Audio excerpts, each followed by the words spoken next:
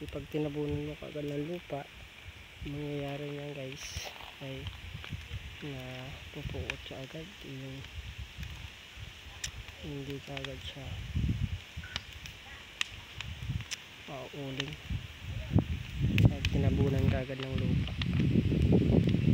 Yung iba kasing kahoy medyo basa, kaya matagal mauling. Pag tinabunan mo yun guys, abutin ka niyan mga dalawang araw, dalawang gabi bago yun maun. Para isang araw, isang gabi lang. Ganyan yung ginawa ko sa aking pagsusuri sa katagalan na kauling ko ng kahoy. Medyo mga 10 taon na rin tayo uling ng kahoy, kaya base sa aking experience yan yung ginawa ko. Hindi ko muna tinabunan ng lupa, kasi pag butas ng butas napupunta yung lupa sa ilalim. Ang mangyayari nyan ay makakahoy yung iba, kasi ang lupa kasi ay mamatay ng apoy. Yung kasi yung yung alikabok ng lupa ang luto. Yung kasi ang purpose niya para mamatay yung apoy at mauling. Yun nga lang, medyo matagal.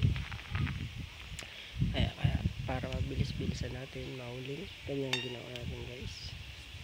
Medyo tinabunan natin, medyo huwag muna natin tabunan ng lupa para matuyo kagad yung kahoy.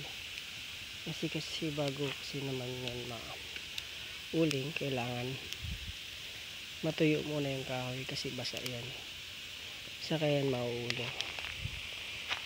Sa batay sa aking pagsusuri na pag-uling, kasi 10 taon naman sa experience natin kauling, ganyan po yan guys yung nangyayari. And guys, thank you for watching. Kung nagustuhan nyo guys ang aking video, please subscribe guys and give it thumbs up and pa-comment kayo kung nagustuhan nyo ang aking video para masuplayan naman ko. Sana huwag nyo kalimutan guys magdasal at bago matulog sa anong dako ng mundo. God bless you all. Thank you guys.